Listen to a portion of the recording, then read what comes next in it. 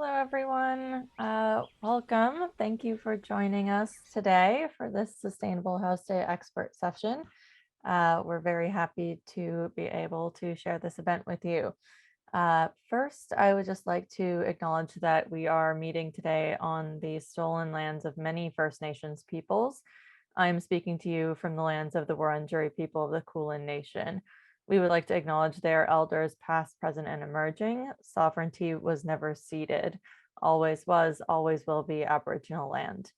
If you like, feel free to share which Aboriginal land you're watching from with us in the chat. Before the webinar begins tonight, we would like to tell you a little about Sustainable House Day and Renew. Sustainable House Day is a national event that gives you access to Australia's most sustainable homes. This year, we are offering 4 themed weeks of online and in-person events around the country leading up to Sustainable House Day, which will be October 17th, when we will host a full day of free online sessions with our homeowners. This week is our Building Materials Week, where we will discuss the things that make up our homes and how to make sure they're sustainable. If you would like to find out more about our event, you can also visit sustainablehouseday.com to see detailed house profiles and tour videos for the 130 homes we have open this year and to book for our upcoming events. Sustainable House Day is organized by Renew. We're a not-for-profit that enables, inspires, and advocates for people to live sustainably in their homes and communities. You can find out more about us at renew.org.au. So tonight's session will begin with expert presentations, and then we will move on to a Q&A session. You can ask questions at any point during the webinar this evening by using Zoom's Q&A function, which you can find in the toolbar at the bottom of your screen. Please use the Q&A and not the chat to ask questions. You can use the chat to share your thoughts if you like. We also have live closed captioning for this event. To use it, you can click on Live Custom Live Streaming Service in the upper left-hand corner of your Zoom window and click View Stream to see the automated captioning in a browser window. So now I would like to introduce our MC for this evening, Stefan Welsh. Thanks, Stefan. Yeah, thank you, Sophie.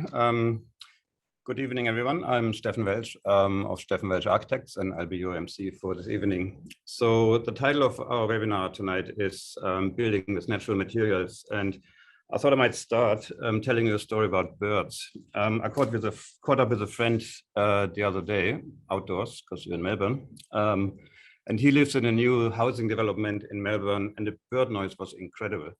So I wondered where all these birds came from in a new development. And my friend just said, well, they're all recordings. You know? There are inbuilt loudspeakers in the footpath, and the recordings run from 9 a.m. to 6 p.m. And none of the plants here are indigenous either. So I found it very disturbing. And relating back to tonight's event, I find this very highly relevant, a highly relevant topic and a very important topic, how our buildings relate to our natural environment. So in this context, I'm very excited to have 2 incredibly experienced presenters tonight who've been designing and building with natural materials for many years. And I also look forward to the Q&A sessions with our homeowners after the presentations. So without further ado, let's just introduce our first presenter, Jaye Irving. Jaye graduated as an architect in Canada. He's a multi-award-winning designer, artist, builder, keen permaculturist, and creator of Barefoot sustainable design that he founded almost 20 years ago. He always had a very strong interest in the symbiosis of buildings and nature, and he traveled to places like Ireland, India, and Thailand to study designing and actually building with natural materials like rammed earth, hemp, or bamboo. He's based in Northern Rivers, and his practice has developed numerous sustainable housing models with a strong focus on reducing the impact of housing onto the environment. He's also a keen teacher, and tonight he'll elaborate on the use of materials as a response to site conditions, which I find very interesting. And he'll talk about building with hemp and will introduce one of his projects as a case study. So over to you, Jaye. Look forward to your presentation. Thank you very much for your introduction, Stefan. Very appreciated, and very appreciative to Renew for putting on this event. as we all find ourselves in very unprecedented circumstances, trapped in our homes at certain places in the planet. As mentioned before, I'm a sustainability a designer, and I've been for a very long time. And those interests have led me around the world in working with natural materials. And I'm an architect that likes to build, I'll say that. So working with materials has kind of led me down this path of looking at different alternatives to what we actually are using today in your average home, and trying to make models that in turn can inspire others along that way.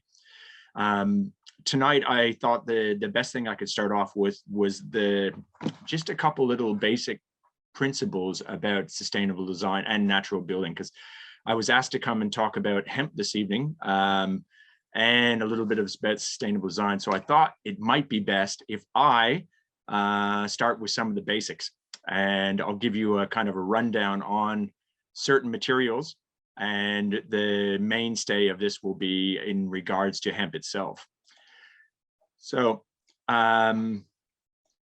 just as I'm based in Northern Rivers, on the border of New South Wales and Queensland, and have been practicing around the world, working on all sorts of projects from bamboo to hemp to straw bale, mud brick, timbercrete, sawcrete, the list goes on. But in that whole process of learning about the materials means that it gives you a better idea of the materials and how they relate to their environment and those places.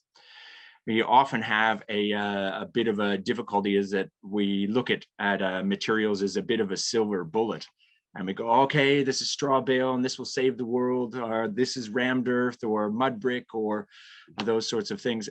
I don't see a silver bullet in any of those, other than the fact of finding ones that actually suit their environment. I set up myself with my design process in trying to find materials that suit their environment and actually run through a series of these elements. So I'm looking at creating some form of symbiotic relationship between dwelling and its environment. So we have everything from reducing energy consumption, reducing water consumption, reducing heating and cooling costs, create healthy and toxic-free environments, use appropriate materials of low embodied energy, and nutrient recycling. So what I'm going to be talking about later on tonight is hemp, and of that, it fills three of the big categories for me as a natural material and where its use. Designing for local and climate environment is kind of one of the key selections of how we actually choose a material for where we live. If I'm living in a city central and I'm far away from lands that grow grains, why would I build with straw if I have to bring it from far away? And the same is to do with most other things. And each of those individual local areas have their own specific way of designing. And I live in the subtropics, as I said before, near the border of New South Wales and Queensland.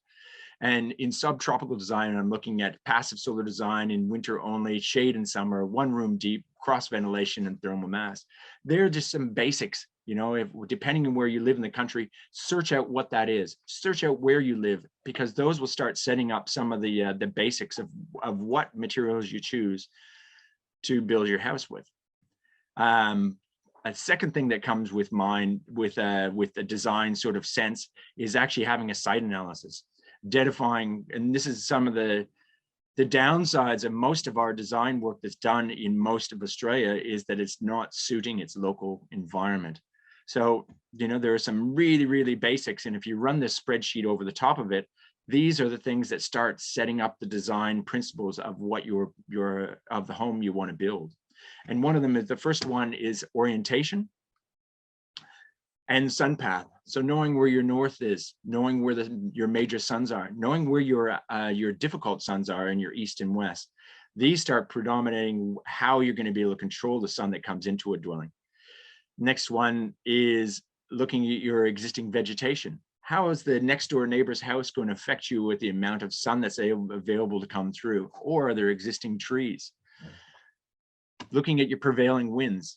these are really key aspects of throwing away the air conditioner and finding ways to harness the existing breezes that we have in our locality.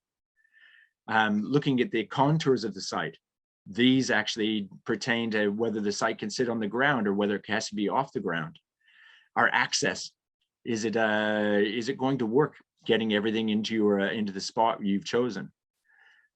Looking at your views as one of your other aspects. And I'm sorry for those people who like to look west right into the beating sun. It becomes a difficult one. And finally, we have a site selected from those basic little parameters. So when you start putting those together, then and only then can we start looking at site-specific sort of materials that are available. For me, after working with all sorts of different types of materials, maybe 3 or 4 straw bale houses and working a lot with earth, in my local bioregion, I have found that there are certain elements that are really, really important. And in my area, I am not after a big, heavy thermal mass. I am after elements that can deal with the elements that can deal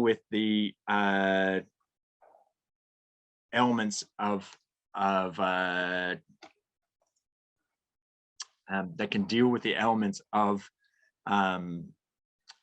heating, cooling, and also moisture. I live in a very high wet area, so a lot of the earth that I tried once before wasn't actually working for me, and it's one of the things that has kind of pushed me forward.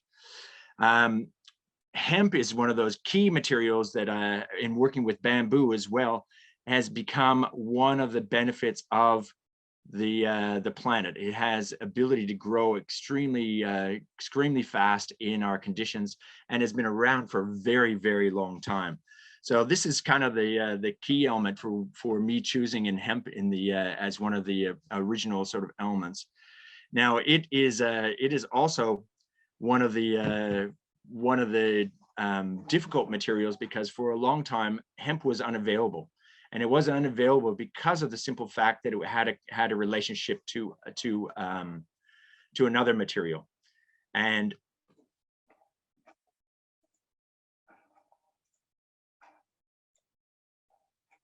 with that, we have the relationship of it and hemp and marijuana. Hemp is the species that you can get a license for and grow now within Australia, where before it had to come from far away. And there's some great benefits for growing the hemp in itself, in the sense that it absorbs CO2 through natural photosynthesis. It can create a large amount of biomass alongside with bamboo, and rapidly renewable. A 3-month crop can in 1 hectare can produce enough for a 24 square meter house or small shed. And it works extremely well as a mop crop and cleaning up soil pollution. This has been used in many different places around Australia. In my local area, Lismore Shire Council, were using it as part of their grey water treatment system because of the benefits for it. You can imagine, actually, these are the precursors to choosing a material for you to use for your house.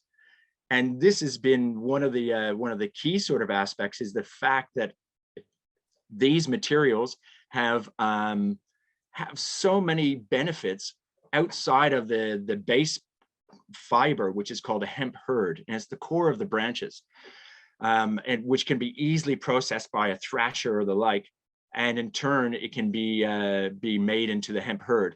But at the same point in time, you create all these other businesses that are around that can be done.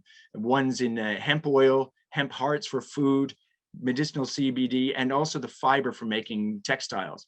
Now, the textile industry dates back for thousands of years on a global scale, and it's only been recently where we started trying to replace that with cotton in the last 100 years or so with the Industrial Revolution. So what is hempcrete? This is what we're looking at tonight. It's made with the hemp hurd, which is the inside of the plant itself. So that not the bark, not the leaves, but the inside element. And in turn, it's mixed with a hydrated lime and water to kind of create a slurried material that we can actually form into a brick or into the boundary lines of a wall. So benefits. Now there's a lot of those. So I think that if I can get through these before my computer switches on to the next one, we'll be doing well.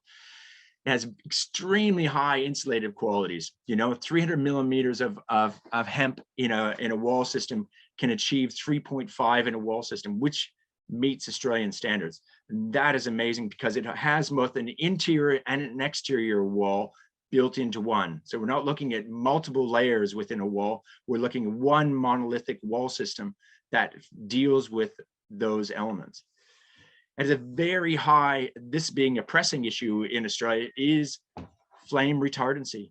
And they've done a lot of testing within hemp and using our Hempcrete itself, and looking at a 300 mil wall system that runs at a 70, 73, 73, which is amazing in the sense of holding back fire from a natural material. It has a very high sound attenuation. So the material itself works better than most solid materials in the sense that it can absorb sound. Within the packing of hemp itself is air, and that air is part of what helps it with not only high sound attenuation, but also works with its temperature control. Working with hemp also has the ability of looking at its ability to improve air quality and reducing the airborne molds and toxins. It's dust-free and fiber-free, resists mold, and has a low VOC. So if anyone knows about it, we are dealing on a global level with phthalates and pseudoestrogens that are present in most of our building products. So this is one of the things that is really key to put into reference when we're looking at choosing that material. It has a high durability. Lime itself, when it sits, it starts to harden as time passes. So the structure of Hempcrete actually over time becomes more durable.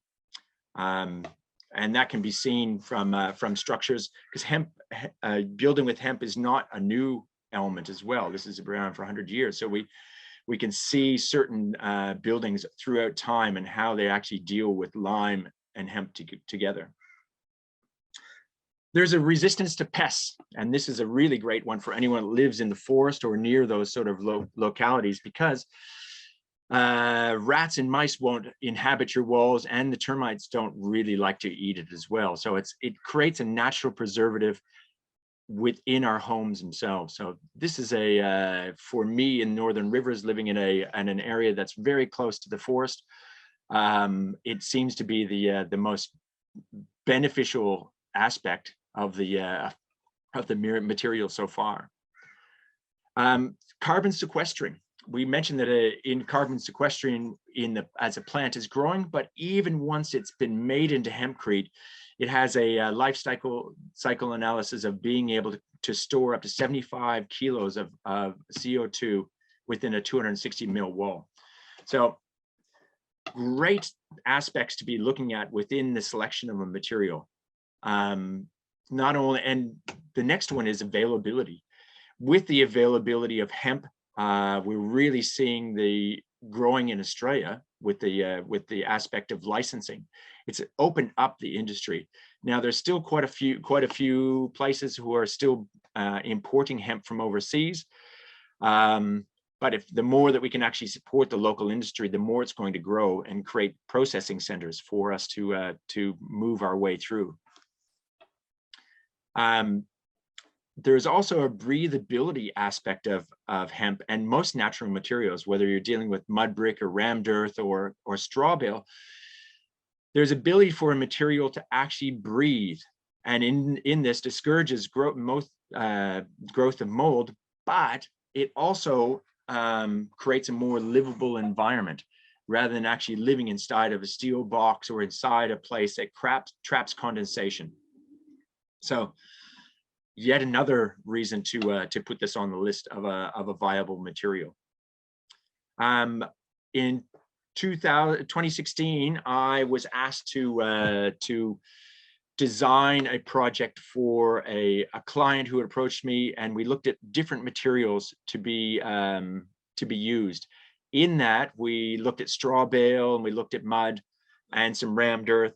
And in the end, we ended up choosing hemp as has its aspects because of the simple fact of northern rivers and 1,200 millimeters of rain per year, and the ability for that client to actually do an owner build. So he actually contacted me with regards to that as a way to move it forward. This was actually a Sustainable House Day. We've had a couple goes through and looking at it. We built on the side of that a little small hemp tiny house as a way to kind of deal with the financial issues that he had at the time. And it's become a great aspect to his house itself. So it's a 160 square meter house with another 60 square meters of tiny house on a 460 square meter block. So we had lots of constraints of how to actually fit it in and adapt it to a small family. So we dealt with pretty much an open plan, and we used hemp along the lower areas of the building itself on the first floor. The second floor, we chose to go to a lighter material for the simple fact that that the cost analysis put it it became too expensive to do the craning of materials up to the second floor. So our interior was looked at as a rendered hemp on the exterior, and on the inside we chose different areas where we could reveal the material itself. So it turned out to be a really stellar build for the client, as they were able to kind of do most of it within their budget. And that seems to be, for first the homeowners, that seems to be the biggest push, because of the simple fact that monies are low, and even getting lending on a house in a small rural area is often the difficulty. In the design elements, we have pushed to try and make hemp viable within the areas that were really required. And among those are our difficult western wall, which has a tendency to heat up quite a bit. And on our southern wall, where most of our cool air comes from, and also that our winter winds come from as well. So when you're looking at natural materials, it's not necessarily of living in a 360 hemp building or a straw bale house. Sometimes it's about being flexible and allowing for those areas, like the north needs to be open for natural light and for heat penetration in the winter, and the east is often open a little bit so that we can get sun in the morning to heat up a house. So along with something like capturing prevailing winds, it becomes a really, really helpful aspect within the design component. So it's not only the natural materials that we choose, but it's also the design of the building and then the ability to kind of let heat out or let light in that really starts focusing in on a sustainable product. So within our build, there are two different ways that we did our construction.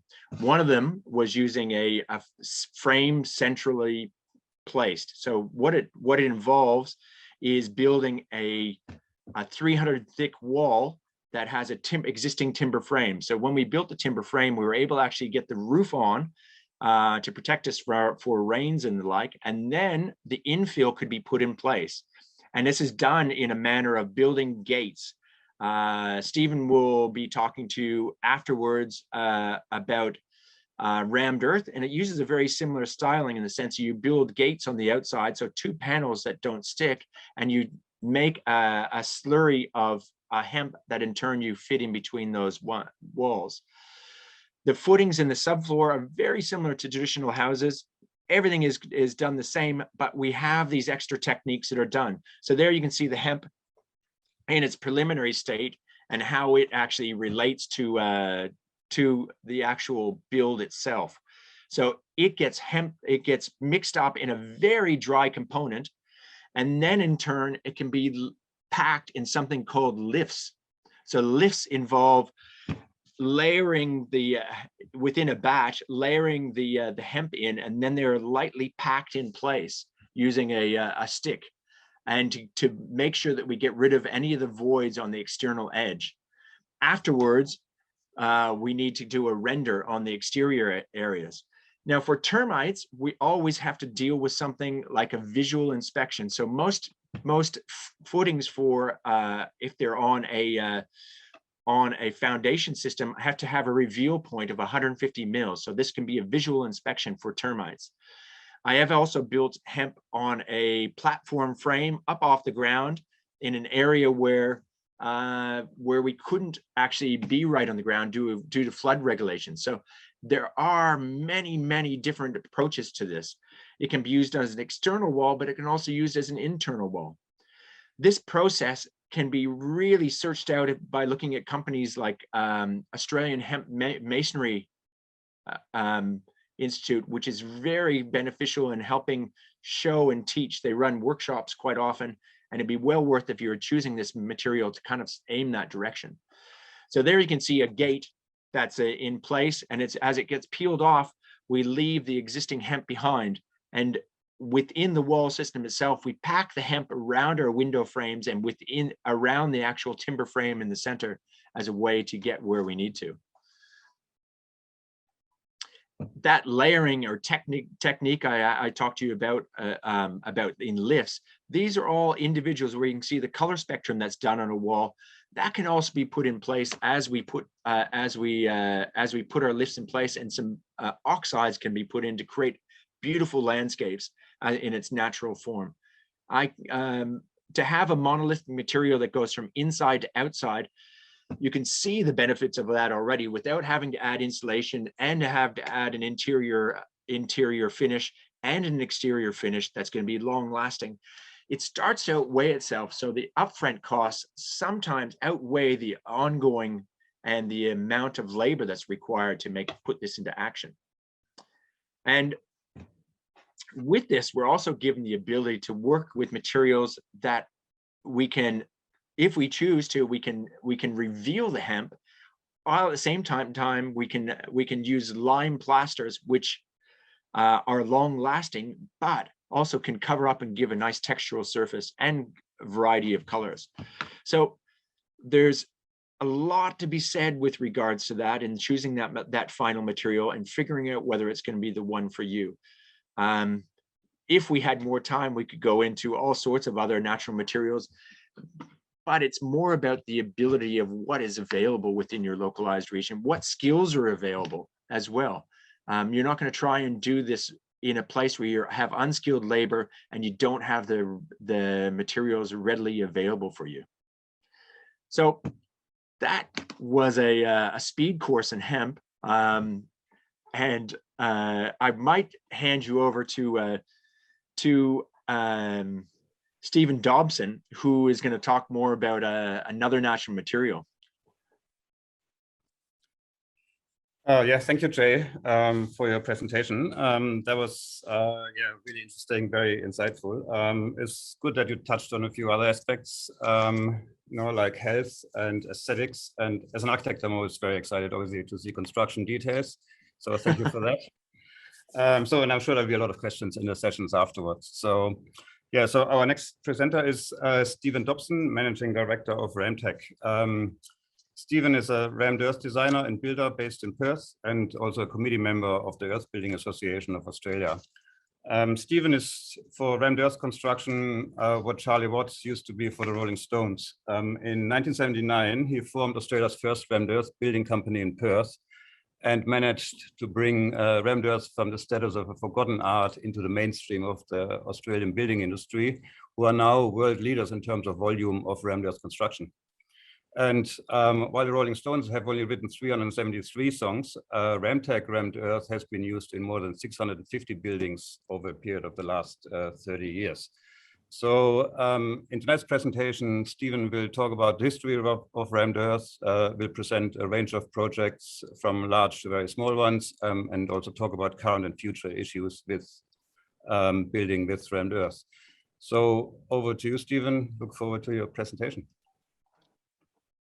Thank you.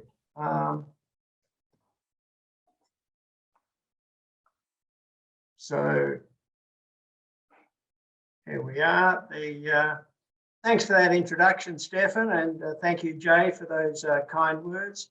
So natural building materials are many. I'm going to narrow it to just rammed earth. In 1976, I formed the opinion that rammed earth was the best natural material, and I haven't really changed my mind. So I'm going to talk generally about rammed earth and also specifically about various projects from small to large. And the big problem that we face and the world faces is the need to decarbonize the worldwide building industry. And so I hope in this talk to describe how rammed earth is a very powerful part of the solution. So this talk is on buildings because the three major contributors to global warming worldwide are my screen doesn't seem to want to change. Just click it once there in the presentation, Stephen, and then try. Yeah, there we go. Yeah, buildings, agriculture, and transport. They're the big three things facing the world from a global warming perspective. I'm going to talk about buildings because it's the biggest and that's my area. So this building here is a herb storage building in Switzerland, rammed earth, no cement, local materials. And with all buildings, operational energy and embodied energy are very important. I'm going to talk a lot about embodied energy today because it's not the elephant in the room, it's a giant dinosaur in the room in my view.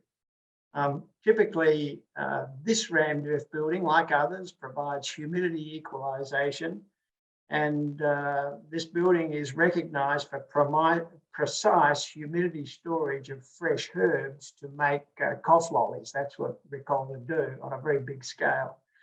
So rammed earth is often used in specialist buildings and common buildings like museums, document storage, schools, where the thermally massive rammed earth is used as a moderating effect to stabilize the temperature and the humidity. Here, it's when the big trucks of herbs come in, they're very valuable.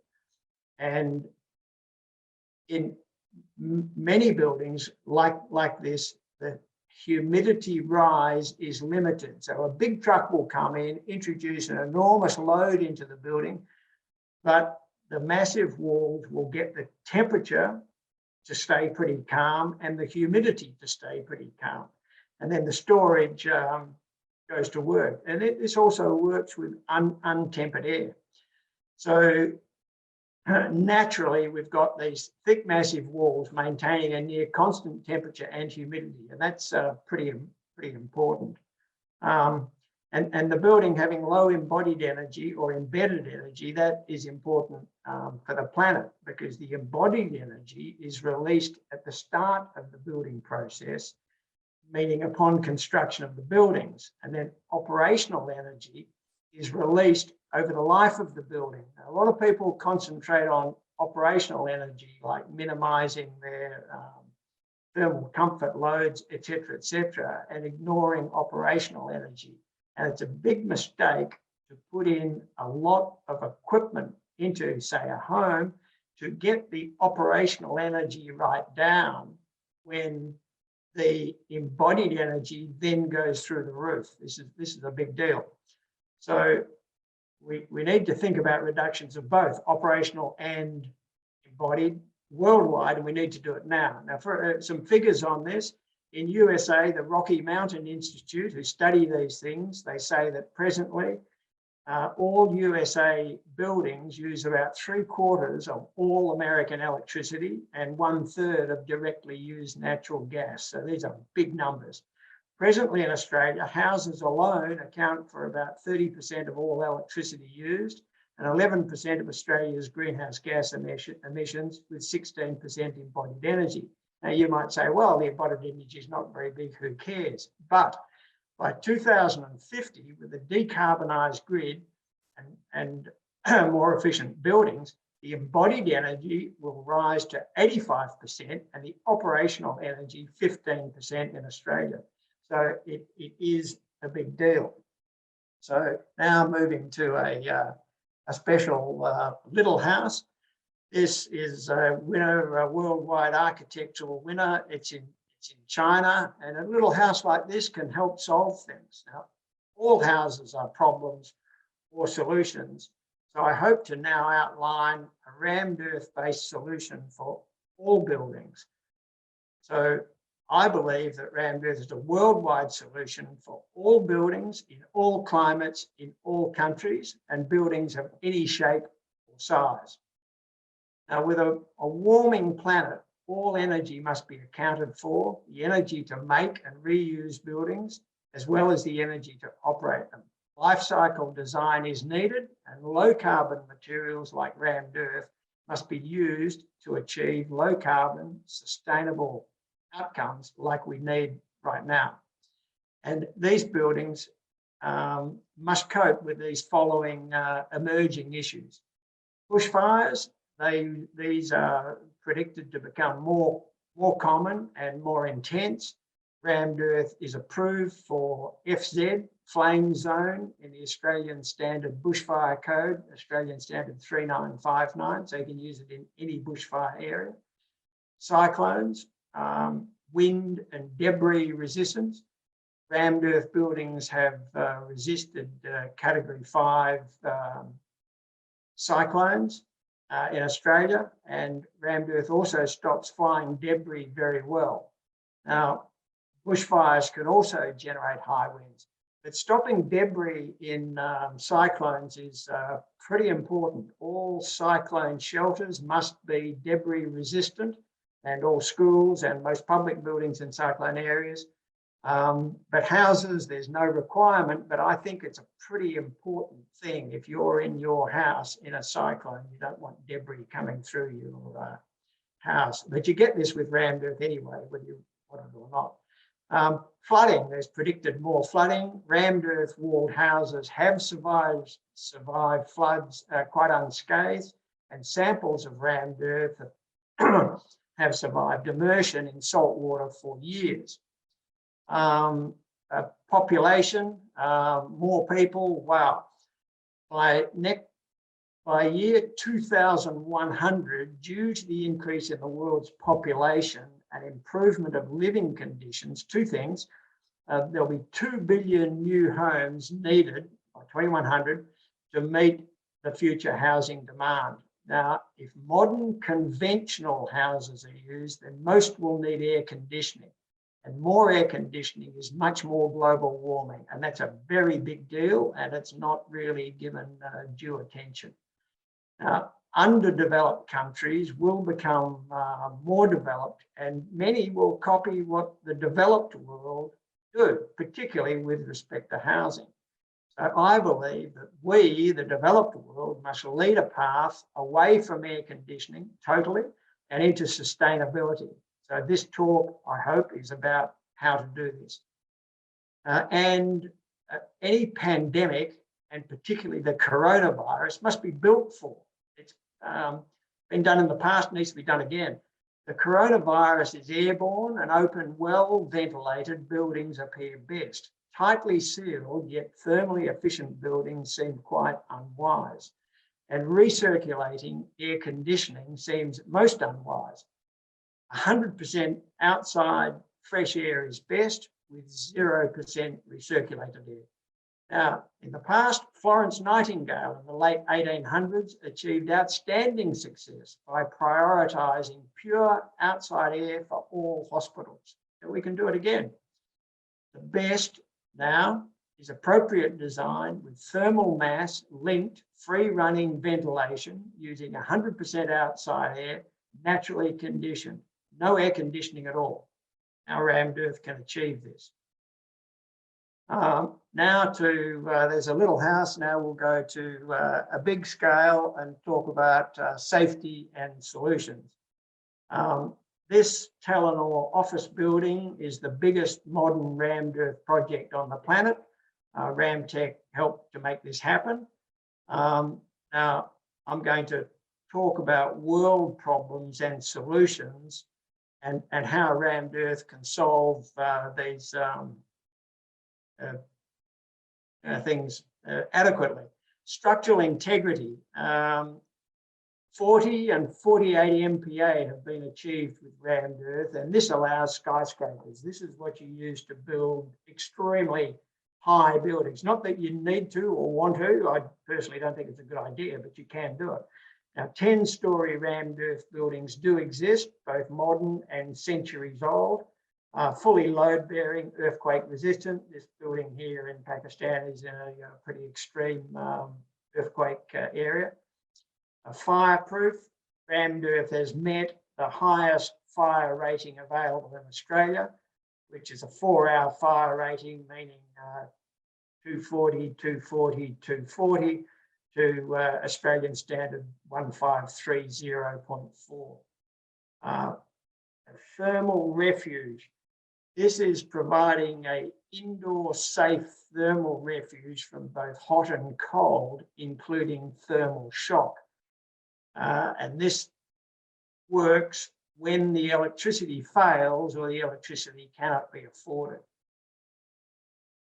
Well-designed thermal mass avoids indoor thermal extremes. And this is important because there have been thousands of deaths worldwide in inappropriate buildings under thermal shock when the power fails.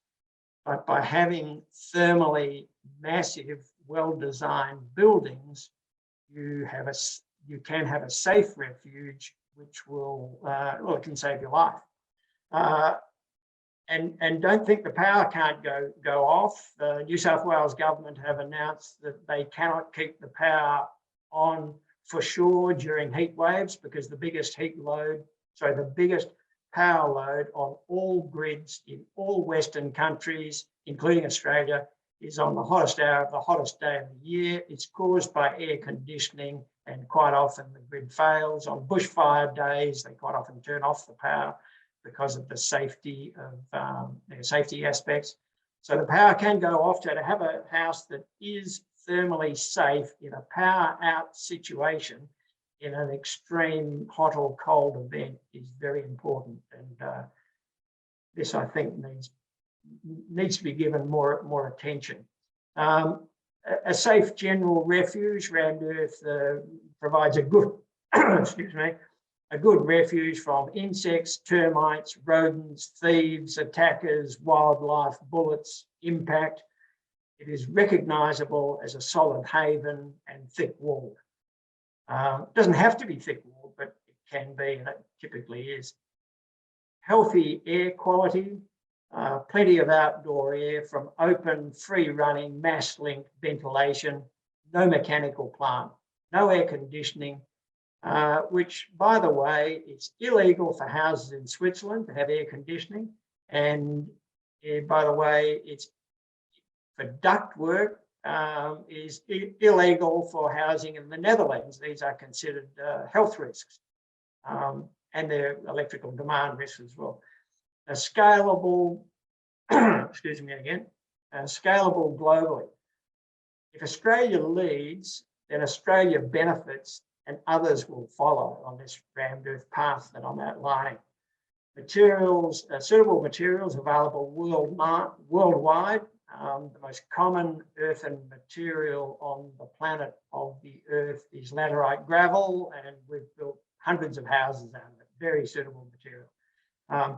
So worldwide, suitable materials are available for rammed earth, and it just needs know-how, technology, equipment, and some hard work. Such buildings are the only feasible way to get greenhouse gases worldwide to get to net zero. Good working examples have existed for hundreds of years, and more are needed now.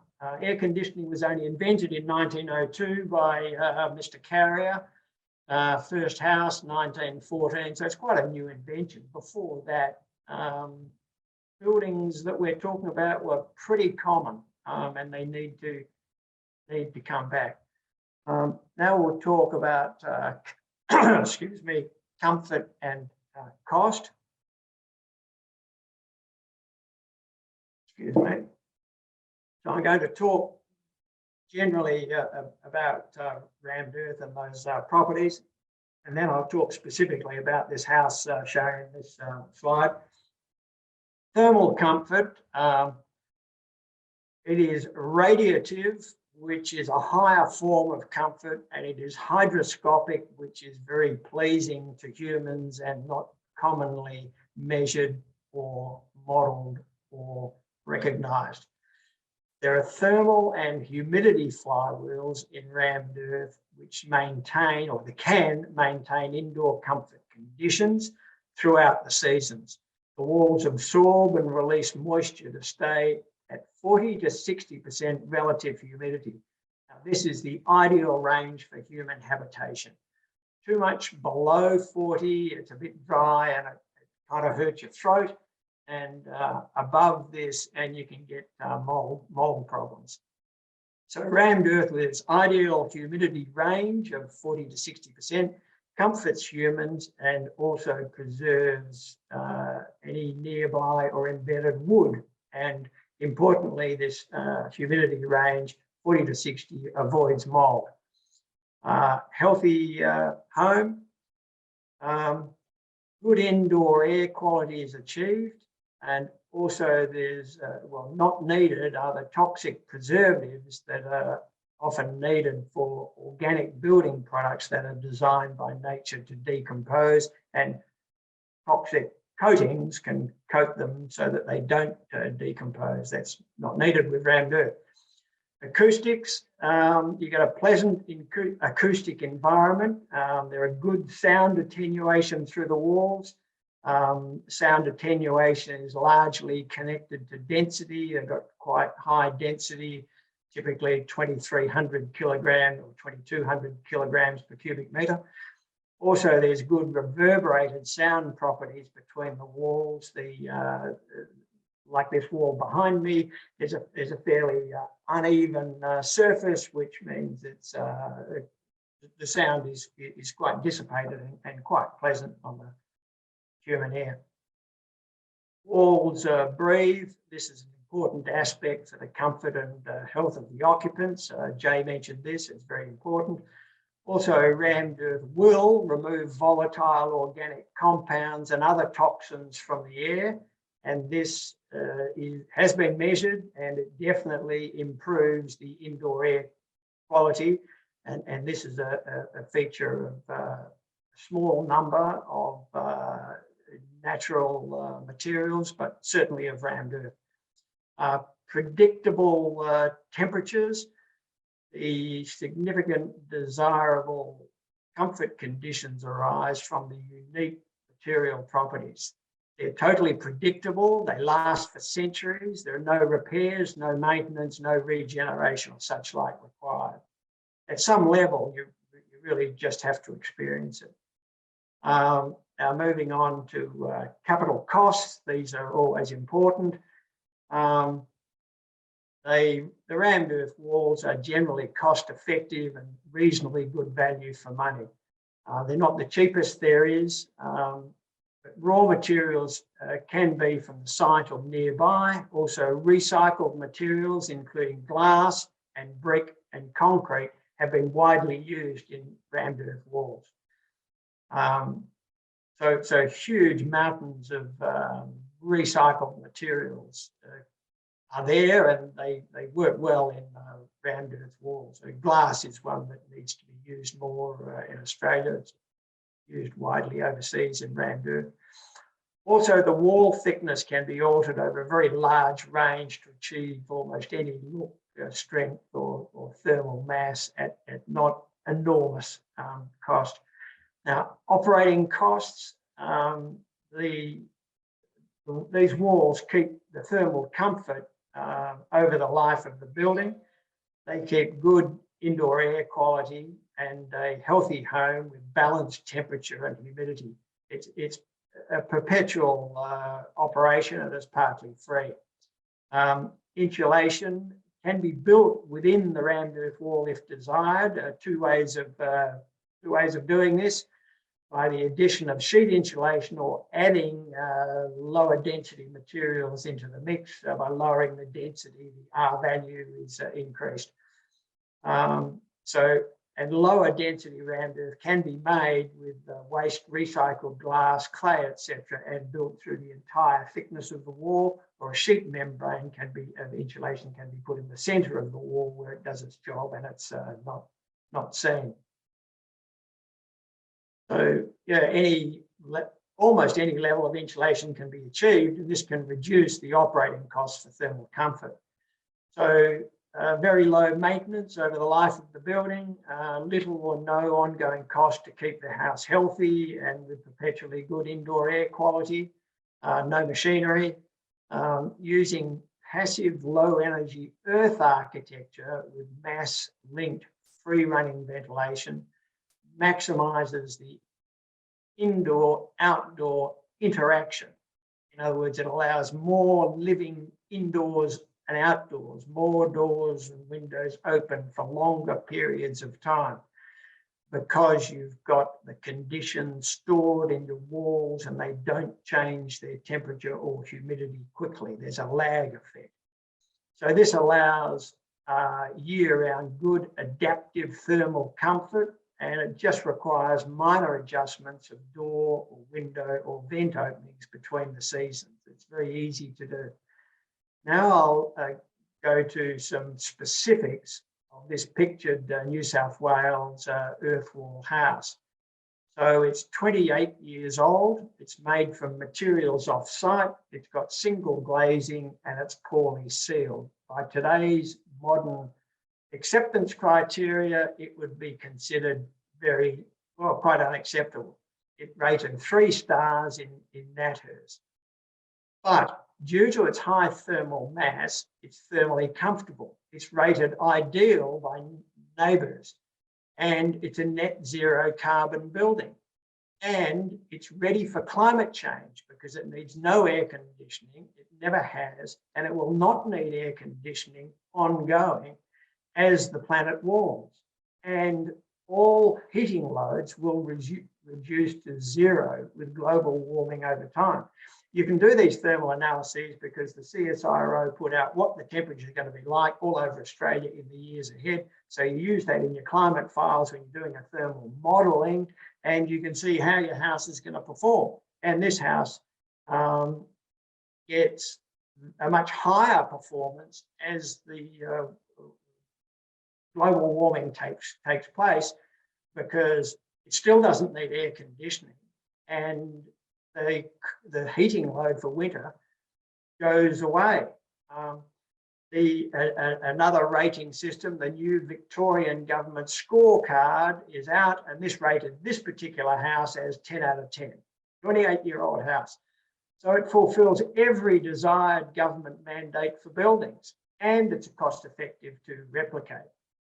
So I'll now move on to attractiveness. So rammed earth is natural looking. It can appear as if it grew out of the ground, and sometimes it does. This house was built, or this house was 80% built from materials off this site, out from the hill that it was dug into. It included rammed earth walls, floors, ceilings, renders, tiles, and roof. I've lived in this house, and it's a beautiful and comfortable house. There have been books written about it. It's very well documented. It's known as the Rausch House. So it is a natural site earthen colour, but colours can be varied to order by mixing in other natural earthen materials, and also oxides can be used if you wish. Also, surface patterning and texture can be varied to order. The walls, the finished rammed earth walls, always are pleasant to touch, having the inherent variability of a natural material. They look nice and they feel nice. And all surfaces and any desired mixed in or sheet insulation, this house has got natural reeds used within these walls. Such things can be embedded within the walls so they're not seen. This allows for a clean, modern, architectural aesthetic. Now I'll move to attributes. This is just one building of a large group of buildings. It's an enormous university campus built of all local rammed earth. It was designed by Marcy Webster Madison and others, and it was also built by them, all as university staffers, as owner-builders. So it was a whole university owner-builders. It is an exemplar of the benefits of sustainable economical rammed earth, and it achieves low carbon construction and operation over many buildings. And using just local labour and nearby materials. It's thermally comfortable, no air conditioning is needed. Now, this applies everywhere in Australia that's designed, built and operated correctly. This can remain true with global warming, and it's worked for centuries in the hottest countries on the planet. Now, limited heating is often required with these buildings, and this can be provided in many low carbon ways, like passive low energy architecture, eco heat, solar air heaters, wood fires, pellet heaters, and many other low carbon heating alternatives. With air conditioning, of course, there are not many alternatives. The only way to generate cold is with thermal mass or with electricity for substantially, but not so heating. There are many options. So, and within the life of most modern buildings, the need for heating will fall to zero in the years ahead due to global warming anyway. Rammed earth is fully recyclable at the end of its life. It's able to be used again or returned to the ground from whence it came, the old dust to dust. Now, I'd just like to mention partial builds using rammed earth and other materials. So in the event that straw bale walls are preferred, and as they are very high insulation and very thick, they are limited to external walls. Internal walls of rammed earth are thinner and provide thermal mass for improved comfort, good acoustics and full load-bearing capacity, which could help. In the event that mud brick or cob walls are preferred, then some selected rammed earth walls can be quickly erected first, and then the other walls added progressively without the need to be load-bearing. Also, the roof can be put on the rammed earth walls, so the other walls are built under roof. Another option, in the event that hempcrete walls are preferred, then perhaps similar looking rammed earth walls, because they can be made to look similar, can be used in some places for improved load bearing, a higher fire rating, for greater earthquake resistance, and for better high wind and flood protection. Another option, in the event that passive house certification is desired, the German-based system, then rammed earth walls can be used in all or part very successfully. This has been done with great success for passive houses in many climates. Of course, passive house is meant to be material agnostic, and so you can choose the material, and rammed earth has been used in passive house quite successfully. Now to the big picture globally. 1/3 to 1/2 of all housing worldwide is made from unfired earth, primarily mud brick, rammed earth and coal. Australia presently leads the world in modern rammed earth construction, where it is leading edge, popular and desirable. Greater use of rammed earth in Australia will encourage more countries to follow it, and leading by example has global benefits. Now I'll move to thermal approvals and regulations, and the Newman Medical Centre, which is an Aboriginal medical centre located in a very extreme climate, 1,200 kilometres north of Perth, extremely hostile, outback iron ore country. This was built from the red dirt from the site's car park. It won the 2020 International Architecture Master Prize. It beat a new airport in Singapore and several skyscrapers from around the world that I thought was particularly cool. Rammed earth is not widely known or understood, however, and so positive information like this needs passing on, and we at Ramtech will help anyone in this regard. Now to some regulatory issues. Rammed earth and thermal mass are not mentioned or defined in the National Construction Code. Rammed earth was included in the National Construction Code for many years on page 53, but was taken out and replaced by brick veneer. Previously, brick veneer, which was or is the single most popular building method in Eastern Australia. It had never been before in the National Construction Code. Getting approvals for rammed earth is routine and often very simple. Now, the National Home Energy Rating Scheme, NatHERS, has flaws, and these are being addressed for better recognition. Recognition of passive low energy architecture and passive low energy earth architecture is also targeted for improvement by the CSIRO, and they are working on this. Meantime, deemed to satisfy approvals are commonly used for rammed earth and many other materials. Beware that some people consider that purchasing an air conditioner will solve any global warming problems that might reach them in the future. This is just not so. Ramtech have been advocating since 1979 for rammed earth, and currently we're ongoing, and we freely engage with anyone in order to assist. I'd ask you to add to the voice if you agree with any of this. I'll now talk about the future for rammed earth. Rammed earth has been used for houses, commercial buildings, civil projects, and more. Here's a dam made out of rammed earth. There are 400 rammed earth dams like this around the world. Rammed earth's been used for external walls, internal walls, wet area walls, gables, multi-story buildings. There was a 7-story rammed earth building built in Dubai last year, load bearing. Rammed earth's been used for foundations, floors, ceilings, roofs, veranda posts, retaining walls, garden walls, boundary fences, roads, hard stand areas, fireplaces, barbecues, letterboxes, furniture, and the list goes on.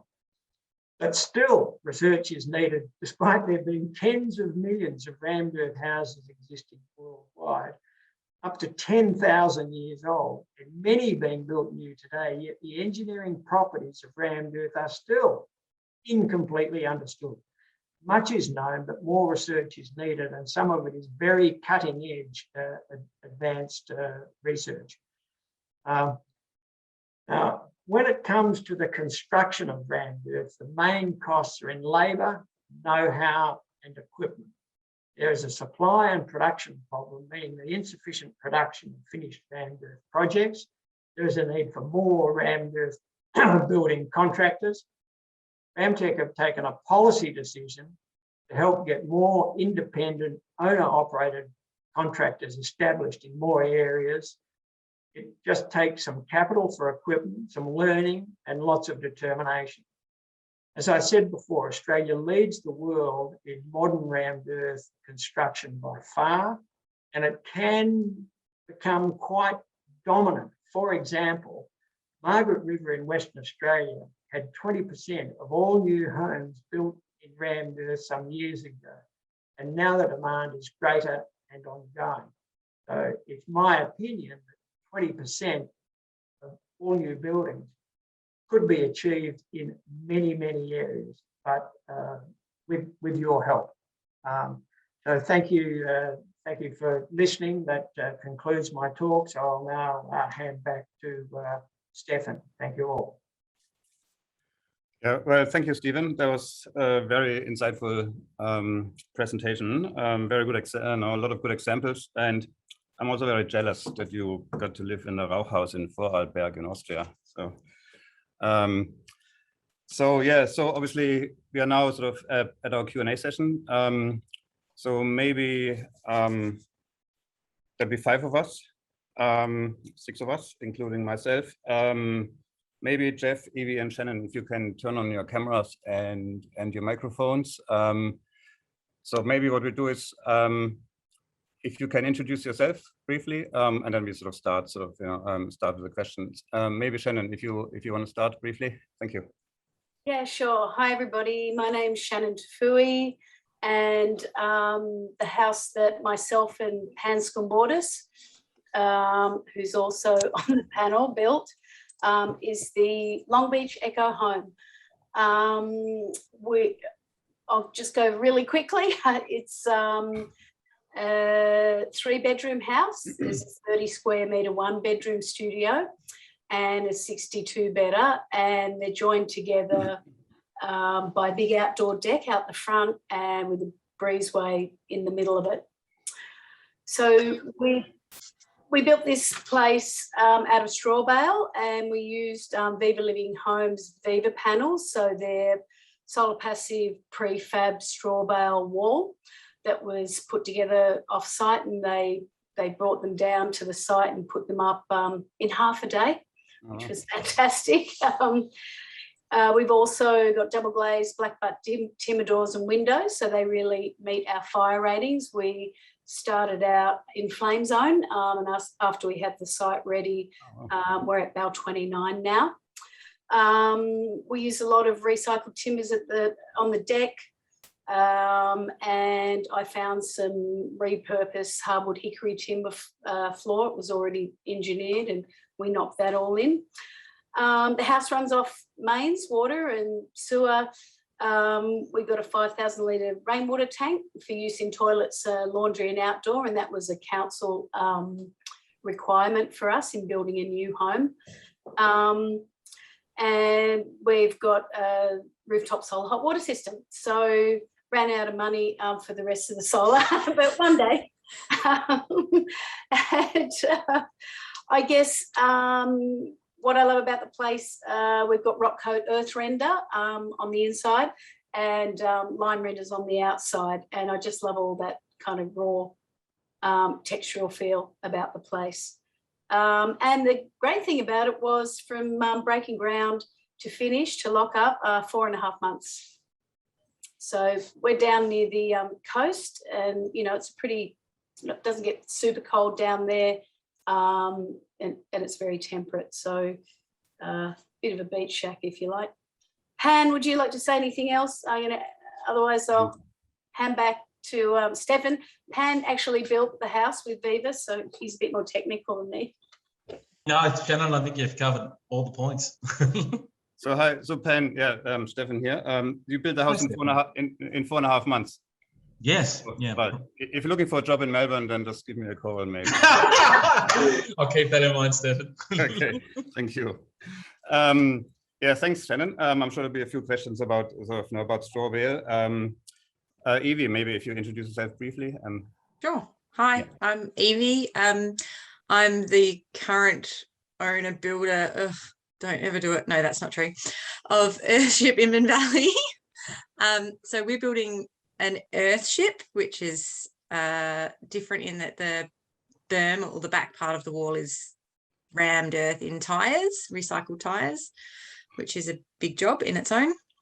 But we also have a lot of other different components as well. We do have some straw bale walls with some sort of clay renders going on it as well. We're working with a bit of lime and lime renders in other parts. We've got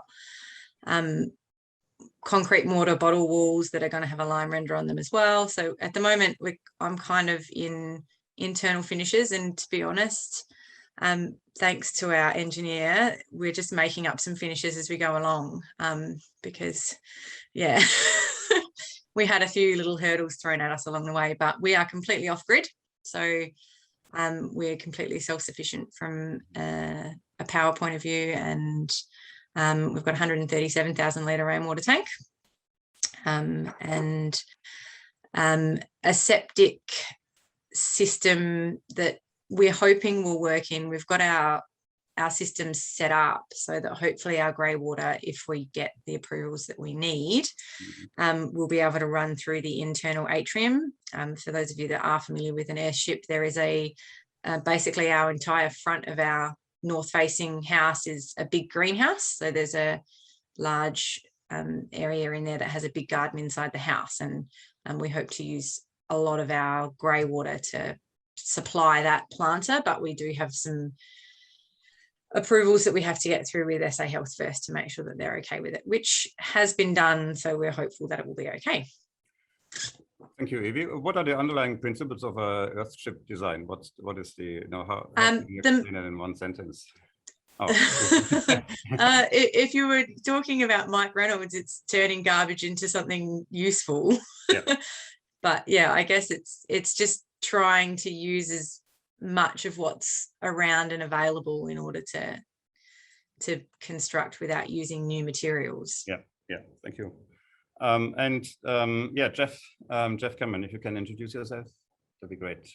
Yeah, thanks, Stefan. Jeff Cameron from Narara Eco Village on the central coast of New South Wales. Special shout out to Pan, who knows our village well. I've done a couple of workshops with him along the way. I've built as owner builder a Hempcrete house, fairly modest, simple rectangle, which was designed to be owner built. But unlike some other panelists, I took 18 months to build mine. And if you'd like to read about the journey, it's actually featured in the current Sanctuary magazine. But a little bit about the house, slab on ground with slab edge insulation, passive solar design, 11 kilowatts of panels on the roof, heat recovery ventilation system, and double glazed windows and doors throughout with some beautiful red gum frames. And the house is performing really, really well. Mm. And it's in an eco village where we're building 120 houses in total, and we've got samples of every kind of sustainable building you could imagine. We've got straw panels, straw bale, mud brick, rammed earth, earthship. We've got dirt bags used to build a hobbit house under the ground. Mm-hmm. It's truly amazing the imagination of some of the people who've turned up and built houses. But we've also got private water and sewer.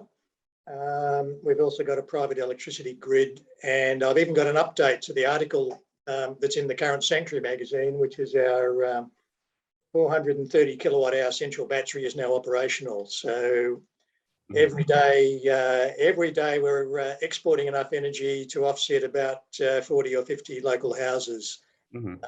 And so are you on a mini grid, or is that how it works? Or? It's we've built a private grid because we built the entire village ourselves in a greenfield site. It's a entirely private grid from the front gate of a 150 acre site.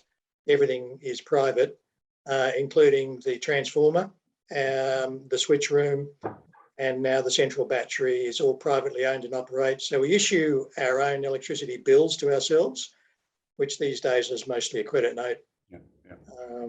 And these days in summer, we've got decent sunlight hours. We're running 24 hours a day on our own PV energy. Yeah. Good, thank you. Jay, you haven't spoken for almost an hour, and I know you love to talk. So I'll ask you the first question. We'll just go into the questions. There are lots of questions, so we might have to go into extra time, but just be mindful, there's a curfew at 9 o'clock in Melbourne, and I have to be home by 9. So, just a question from Sonia, general question, and obviously, Stephen, if you are able to answer, then feel free to chip in. Question from Sonia, she's asking, is there any comparison research on sustainability of natural materials, Hempcrete versus rammed earth versus Adobe, etc.? As far as I know, I haven't come across anything that does a direct comparison to each of the materials and locks them together. They lock themselves against the standardized materials that we use in day to day, as in timber and steel and aluminium. But the to actually compare rammed earth to mud brick or hemp or to bamboo. I mean, like all the natural materials have their own particular benefits. Yeah. And that's why often they suit areas that they're available and that the trades are available. Yeah. Yeah. Imagine building a straw bale house in an area where you can't get straw. It's a lot of things to move around, that's for sure. Yeah. Yeah. But I guess it would be interesting to for example, to have data. Now you talked about sort of hemp being sort of a carbon sink essentially, and then obviously is there such thing as a as research on what the actual embodied energy in a hemp in a hemp oil is? Because there is the embodied energy sort of component to it. I don't have it sitting in front of me at the moment, but they are available. In the one of the biggest issues that sit around concerning hemp is that it's a burgeoning industry. Yeah. So if you're buying hemp from Europe, the embodied energy has to take that all into account, all that travel. Now that we have actually processing centers that are starting up in New South Wales, and that you can process it yourself with a thrasher. Yeah. And I guess, sorry, Stephen, were you going to say something? I would add, it depends what you mean by sustainability. If you mean low embodied energy, then you really got to look at life cycle design, life cycle analysis. And the Australian champions, in my view, are eTool Global. eTool do a lot of life cycle analysis, and they have a very big website. They have free software so you can do all your own analysis. And they interestingly publish their results of studies that they do of all sorts of things, of high-rise buildings, of commercial projects, but also they've got a housing section.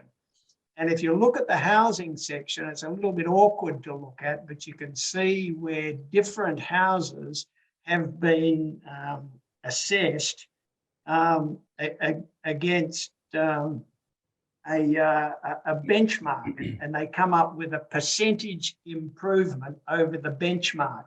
And so you can see that one is a little bit better, one is a lot better, and so you can rank them. And I've actually done that, and that house that I showed, that New South Wales house, that was one of the slides, it is the highest ranking of all the houses there. And it, despite being a 3-star house, it and being 28 years old, it had a figure of 113%. So if you can just bear with me of what that compares to others. The second best house was the best sustainable house that South Australia could produce, known as TS4. It was the winner of South Australia's Zero Carbon Challenge in 2011, and it was 111%, meaning just a little bit not so good. House number 3 was a West Australian champion known as the Green Swing, which was the winner of the National Australia-wide Housing Industry Association Green Smart Villa Townhouse Development Award. It needs no heating or cooling. It was a little bit worse at 108%. Going to number 4 was the sociable Weaver display home at 2 Periwinkle Avenue in Cape Patterson in the Cape. Their percent saving against the benchmark, these percentages that I'm talking about, was 103%, just a little bit worse. Number 5 was a very famous house in Western Australia known as Josh's House. This has been on TV more often than Bart Simpson, I think. It's in Fremantle, and it is claimed as a very sustainable house at 89%. Number 6 was in, there are only 2 more. Number 6 was the Mirvac Osprey Waters Sustainable Demonstration House at 77%. Now, these are still very good houses. I'm just saying they're not quite as good as each other. And number 7, which was still an excellent house at 72%, was in New South Wales, and it was a straw bale house by Viva Living Homes in 2014.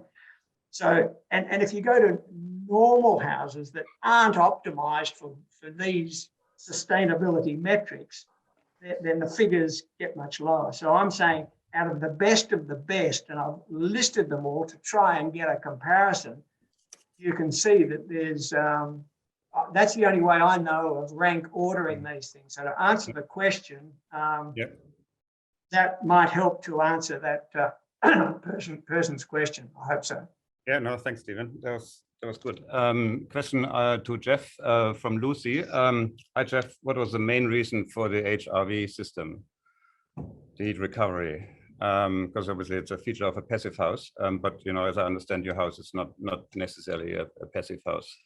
No, definitely not a passive house. Passive solar design was the first criteria, with clerestory windows up high and openings down low. The long wall is facing exactly north, and that was mainly for the PV panels on the roof. But the reason, even though the Hempcrete is breathable and moisture and carbon monoxide will go out, during midsummer, midwinter, you want to keep all the doors and windows closed. And if you want a bit of extra ventilation, because I'm going to, confession time, I do have a bottled gas cooktop because that's how I like to cook. To get some extra ventilation, I put in heat recovery ventilation, but it's not the great big ducted system. It's the little tube in opposing walls, which just blow in and out with the amount of energy of a phone charger. Yeah. And that's just for midwinter, midsummer. There's no temptation to have to open windows and doors if you don't want to. Yeah. But you're saying basically your house is insulated and sealed that well that in winter you just need the additional heat recovery system for additional ventilation. Yeah, that's a reasonable summary. Yeah. If I could just add, I mean, the reason heat recovery ventilation units are used is so that the incoming air to any building is tempered by the outgoing air. So if the inside's nice and warm and the outside's cold, the incoming cold air for fresh air makeup, so you don't suffocate and die, is tempered on the way in. And in summer, when it's nice and cold inside, you've still got to bring in some outside very hot air so you don't suffocate and die. So you run it through these heat recovery ventilation units. They can be quite cheap. They can vary from $5,000 to about $20,000, and they have reasonably small fans running them. And you generally run the fan in a passive house every day, every hour of every day of the year, and the electricity cost is quite small, about $400 would power most of them.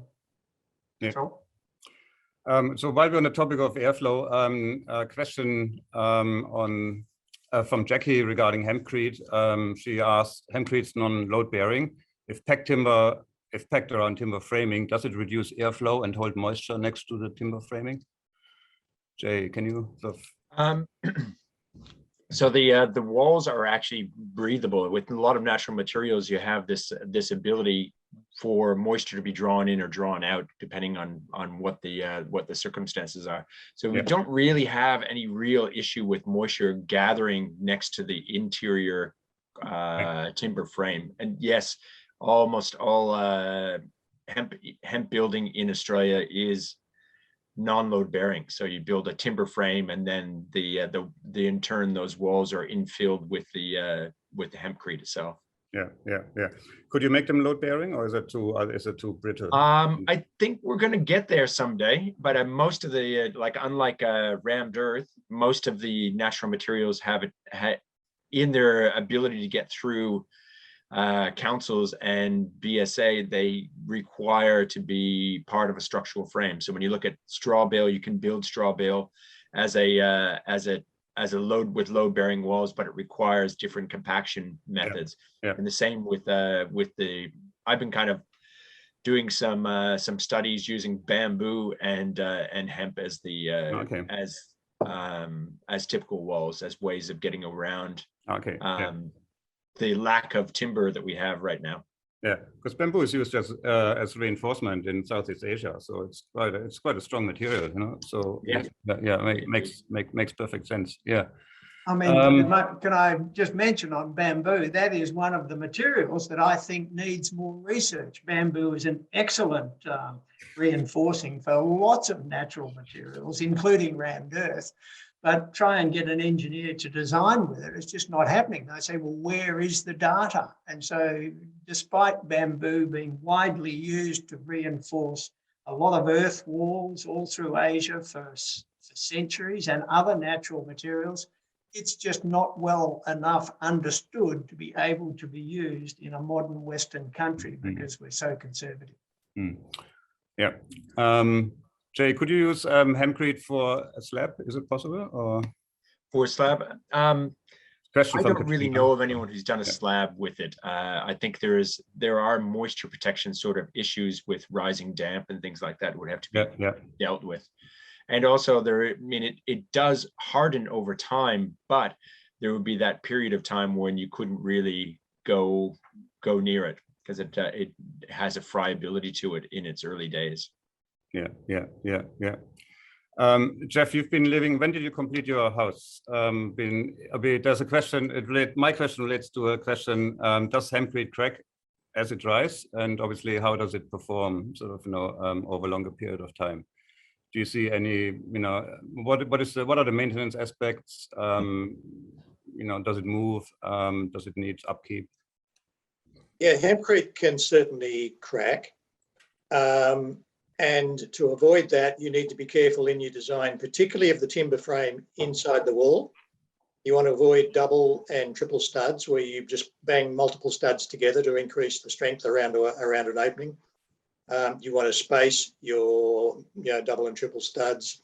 You want to keep sufficient thickness of hemp as it passes any timber element between the timber element and the surface of the hemp. You need a sufficient thickness to give you the strength to avoid cracking. And the third tip is, and what I've done is wherever a crack has appeared, I've kept some of my hemp material put aside and I get a clear glue and just stick little bits of hemp hurd into the crack until it disappears and you can't tell it was ever there. So don't tell anyone I told you that. They cut it out of the recording, so yeah. Okay, now that's good. Yeah, interesting answer. Let's just look at a few more questions. Natalie asked, at what point is there too much thermal mass for example, in Melbourne, if there's no sun on the surface to warm it in winter, would the house or building stay too cold? That is I can probably, I'm happy to answer the question. There can be such thing as too much thermal mass. So I mean that's why there's an energy rating system. I mean obviously energy rating has its flaws, and it has to be seen as work in progress. It doesn't necessarily relate to post-occupancy evaluation.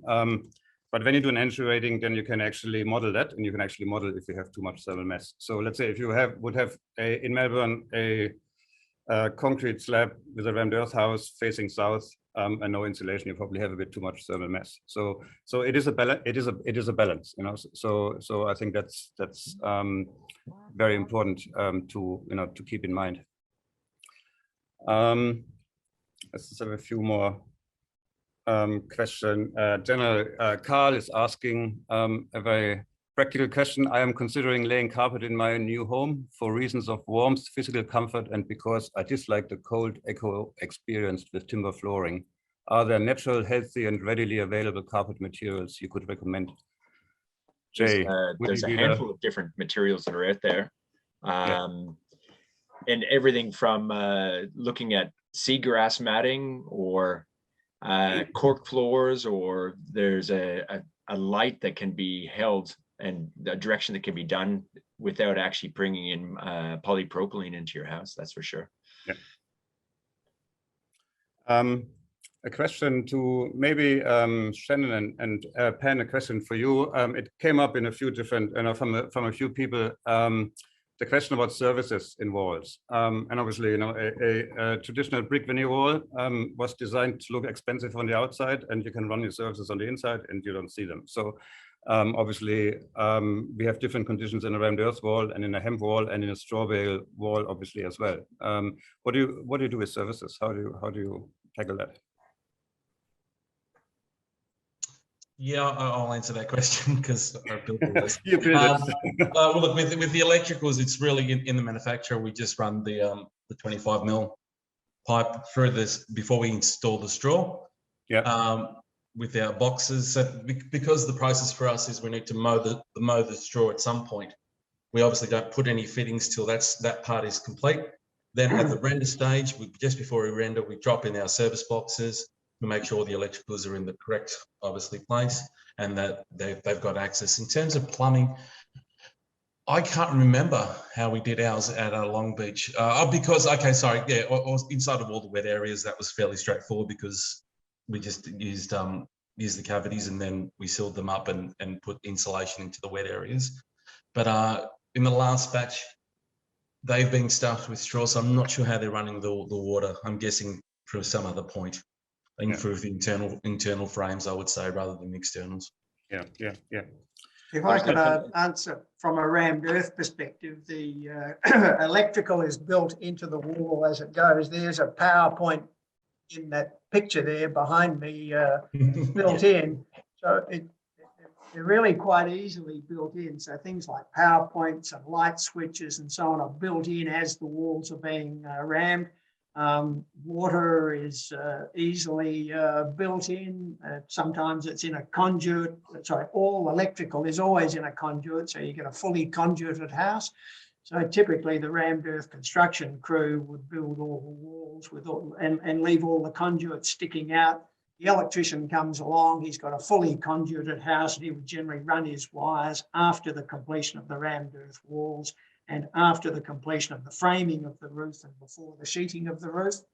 That worked pretty well. So everything is kind of, it's precisely hidden from view, and it works very well.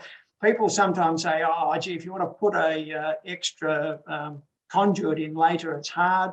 We've done that where we run them down behind door frames and window frames. We've also drilled them in afterwards. We've also drilled them through the face of one wall to the back of another. And we also can easily install extra conduits, and they can be put inside the rammed earth wall, but just back from the face of the wall, so that the wall looks like a solid rammed earth wall, but it's only got a veneer of rammed earth across a wall box.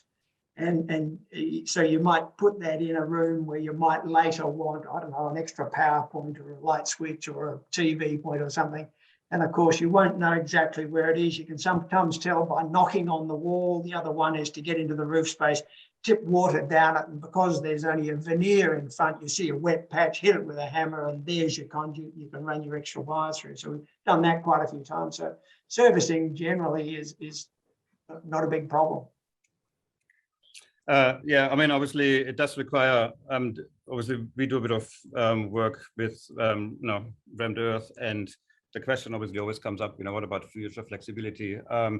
But obviously, careful, that's why you plan carefully. So and it wouldn't necessarily stop, wouldn't necessarily stop you from doing it. So, yeah, so we found, obviously, if it's carefully planned, and there's a good comment made, if you produce as-built drawings, after completion, then obviously, you have an overview where your services are. So that makes perfect sense.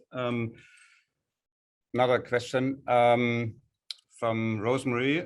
She's got a 1950s original weatherboard cottage in Gippsland, where it's very wet in winter and hot in summer.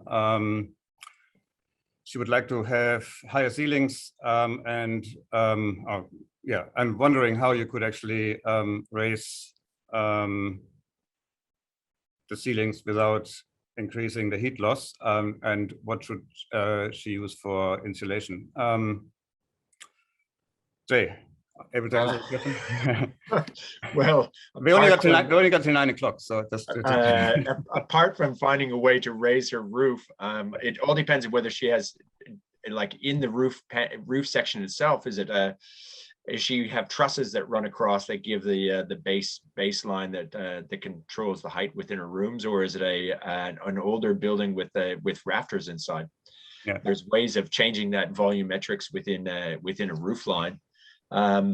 Finding insulation, you know, like there are ways of adjusting buildings that are in place, and either it means putting a secondary skin maybe on the exterior. They've done that with straw bale quite successfully in places where they've put an additional width if you have that availability for that space. How is she going to get more volume in her roof? That's a difficult one without a crane. Thanks, Jay. Question for Evie. Question from Ricky. I don't know much about Earthship, but you probably can answer the question. Could I build an Earthship without packing tires? What would that look like? Well, actually, that's an interesting question, because the person that helped design our house, Earthship Eco Homes, they have actually just finished, I think, designing an Earthship for someone with a rammed earth berm instead of a tire berm, for that exact reason, because it is like, I mean, our tire wall gets credit from the people that helped to build it as being one of the sort of tallest, longest, straightest tire walls that they've ever seen, but it took 20 to 40 people 3 weeks to make. Yeah, so you know, definitely it was a hard strong shoulders. Yeah. it was a hard slog, and obviously that's not for everyone, and there are other reasons that people might not like to use tires as well. So yeah, I think the answer to that is yes. Probably Earthship Eco Homes is the person, or is the, you know, Marty, this person you want to talk to in detail about that, if that's something you're interested in. But I do know that he has just finished or done the beginning sort of finished designs of someone who wanted to do a rammed earth berm instead of a tire wall berm. So in principle, I'd say yes. Yeah. If I could add something, I assume you talk about Martin Freeney of Earthship. Is he the guy? Yes, correct.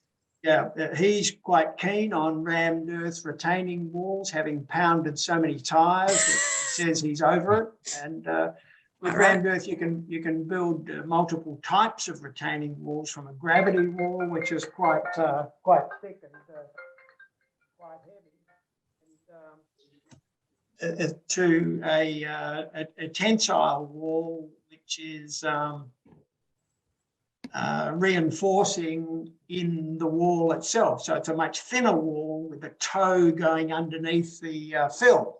And we've built retaining walls that are all rammed earth, meaning the footing is rammed earth and the wall is rammed earth, but more conventionally, it's a concrete strip footing that goes under the fill. Rods come out of that, and a reasonably thin tensile wall is put there, and they're reasonably easy to do and pretty good. The thick ones that are just not thermal mass, just gravity, just mass, they also work fine, and they're a bit lower tech, but rammed earth retaining walls are quite easy to do and quite popular. Yeah. In fact, so Evie, is there a certain aesthetic? I mean, that question made me curious now. Is there a certain aesthetic associated with the Earthship sort of concept or design? Well, yeah, I mean, I think, like, for me, for our house, part of the reason that we have straw bales is because the aesthetic of having a really, really, really long single room house with a hallway all the way down the front didn't 100% appeal to me. I wanted to have some areas that people didn't have to walk past, you know, because if you walk through our atrium area, you walk past all of the bedrooms, and that's lovely. But if you're having lots of people over, you don't necessarily want them getting a tour of every single bedroom in your house. So that's why we sort of built that straw bale bit at the end. I think for us, the tire wall berm was just that's what an earthship was, and we didn't really consider questioning it. I alluded to having some issues with engineers. We've got a lot of OSB, which is basically like a brace board in our house. And that's because there wasn't enough data, good old data on tire walls in Australia at the time. And there's a bit more coming out now, but basically the engineer has designed our house so that our house is holding up the tire wall. Oh. Which, yeah, I think if we'd used something like perhaps rammed earth, where there was a bit more data and information available, we might have been able to get away with a bit less bracing and reinforcement. But I mean, the end result of the tire wall, you won't see the tires in much of the house. It'll just be a rendered wall. So from that perspective, it's still, you know, that nice round, soft, earthy kind of look. Mm. So was it difficult, time consuming and expensive to get approvals? It wasn't actually that difficult. We were really fortunate in our council area that someone else had literally just gone through the process of getting an earthship approved. They ended up not building theirs, but they'd gone through the process, so the council was familiar with it. I don't think it was any more expensive really than necessarily designing or getting approval for any other house, but I've never built a house before, so I'm probably not the best person to ask on that. But we did do a few things, like we paid to get a private certifier, just so that we didn't have to rely on someone in the council being fully familiar with all of those things. They had that little bit of extra backup to go with. Yeah. So Pen, you seem to be, you're nodding, so you seem to be very familiar with the process of performance solutions, I assume. Is that? Yeah, exactly right. And it is largely dependent on your council, whether, as Evie said, whether other people in the area have previously built like that before. And also your willingness to work with the council and not make them wrong about not understanding the technology or never having seen it before. And I think sometimes there's an ability you can get your back up. Like, I'm trying to do something amazing here, help me, instead of actually being in the conversation with them and going through the journey together. Yeah. Actually, I project managed all of it with the council, and I just used them as a certifier, and we got everything approved first go. There's just no problem. I agree with Pan on that. I think, we actually broached the subject with the council before we'd even really started our first drawings, sort of, saying this is something that we were interested in doing, and would that be okay? What do you think we might need to do? This is kind of our goal and vision for the whole thing. And we were fortunate that our council was really supportive of that, and I think being open with them from the beginning made it easy to go and ask questions. We still elected to get a private certifier just because we wanted to sort of keep the ball rolling, but our approval time was first time and very quick. So I think Evie, you made a very good point there. I think it's important to work with the council, and obviously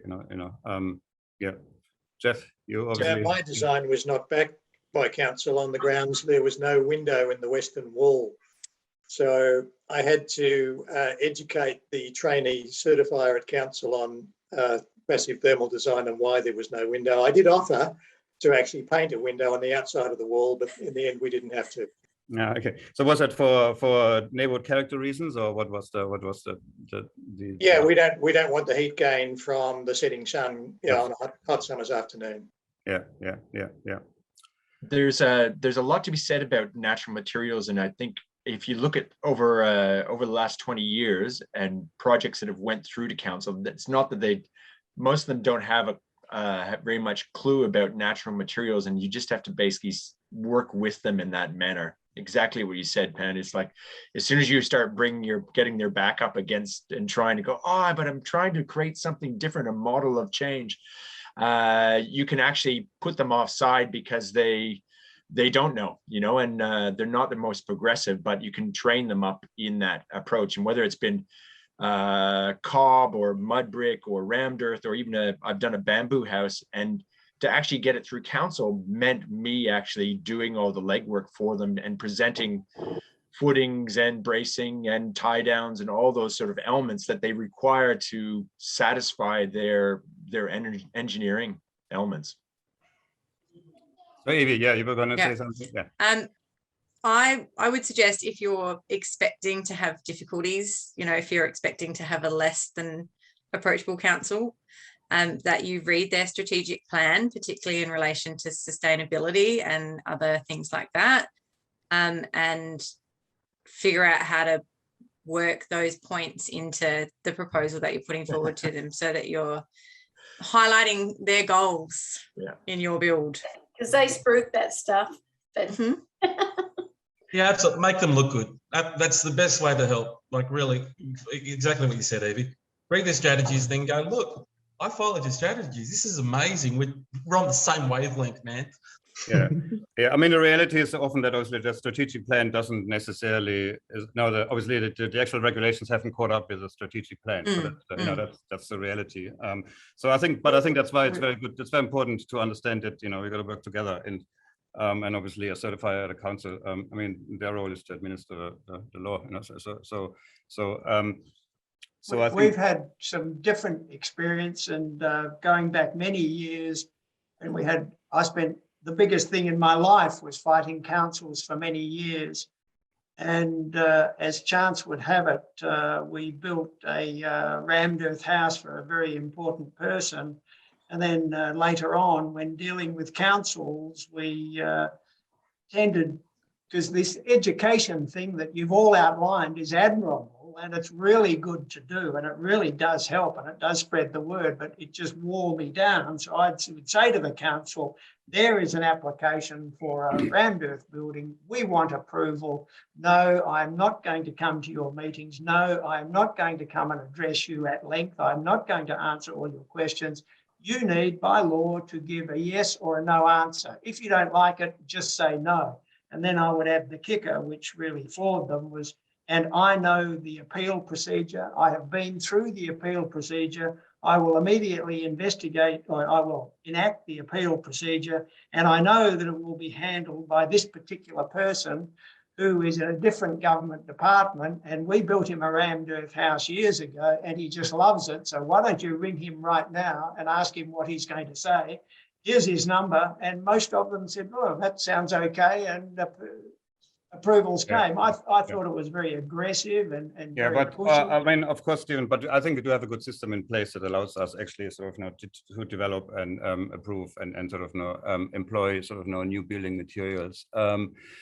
With regards to that, question for Jaye. Lisa asked, you're talking about hemp being suitable for the subtropics. Is it also suitable for drier, cooler climates like Victoria or Greater Melbourne area? Yeah, by all means, it suits those climates extremely well. Like cooler climates actually lend themselves more to natural materials. If you were to do things on a coastline next to salt, saline, earth kind of doesn't go so well. But in colder climates, hemp has enough thermal properties to make it a great material for that area.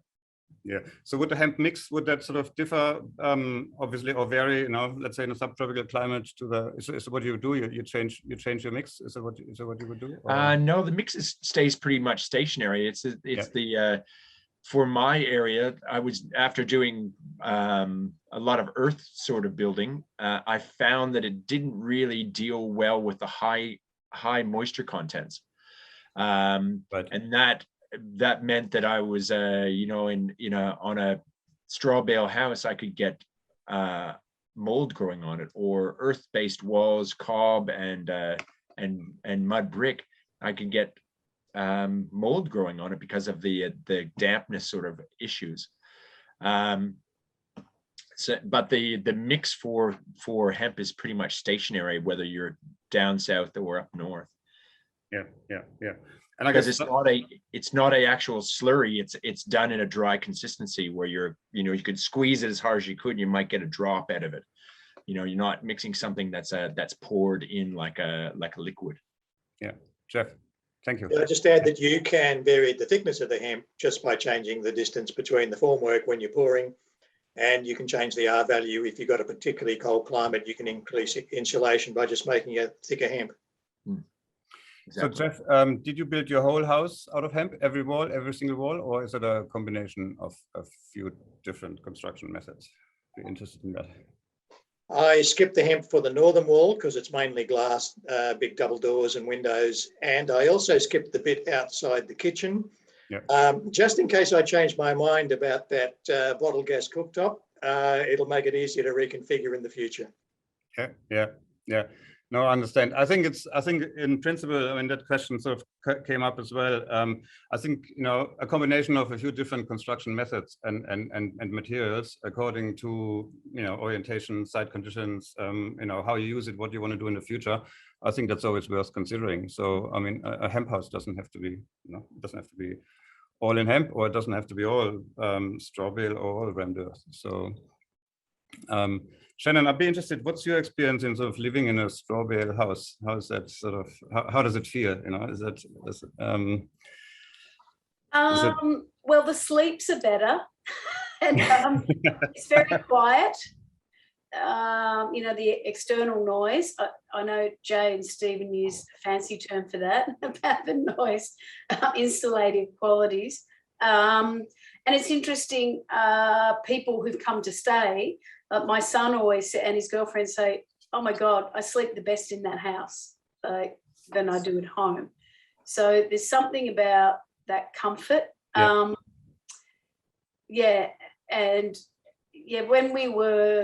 we first built it, we were at lockup and we had people coming and delivering things. A couple of delivery people came and put their face on the walls and touched it, and they went, oh, sorry. And I went, no, go for your life. Like, people look at it and they're drawn to touch it. Yeah. Wow, this is amazing, this place. And, I thought I was a crazy hippie building a house, but, the local people were just all over it. And Pan can attest that, even though they had a site sign that said, you can't come on, you've got to wear a hard hat, there was just a steady stream of locals coming onto the site and looking at it. Like, what are you doing? But I think they're attractive as well. Like, people, they look different, and they look different to anything in that street and in that area. So, Stefan, we would have finished in 3 months if I didn't have to stop and answer so many questions. Okay. I thought you were a bit slow. Yeah. So just the comfort, the smell. It smells amazing. Even now, it smells like the earth. There's nothing toxic in it. There's no plasticky. Yeah. And thermally, does it I mean, obviously, if it's a well insulated house, and then obviously the temperature variations are less anyway, but is your sort of perceived thermal comfort different? I mean, I found that, for example, with rammed earth, a rammed earth house, for example, feels cooler in summer and feels warmer in winter. Like, your perceived thermal comfort is slightly different, So we're interested to find out, is that sort of, I think it performs well in summer. Like, we've had 40-degree days down there, and we're right in the middle of the inferno from a year and a half ago, but we didn't have any fires. They stopped 5 k's away from us. But on a really, really hot day, you just walk in and it's amazing. I've been in other straw bale homes, and I've said, did you end up getting putting an aircon in? And the owner said to me, no, this is just how it is. Like, wow. In the winter, with mild winters down where we are, I think some escapes, as Pam will probably say, out through the floor. We didn't insulate the floor as much as we could have, but there's probably a couple of weeks where that's a problem. Yeah, I was going to say, Stefan, I think as long as you manage the airflow correctly, like in summer, if you keep it, you keep it closed up during the heat of the day, and then when the breezes come through in the night, it performs really well. Because we are up on stilts. While we did close off the bottom of the house, we didn't insulate it. So on the colder nights, which we have had a couple down there, you basically turn on your small little heater for about 20 minutes, and then it becomes unbearable. You've got to turn it off because it heats up really, really quickly. Yeah. So, Evie.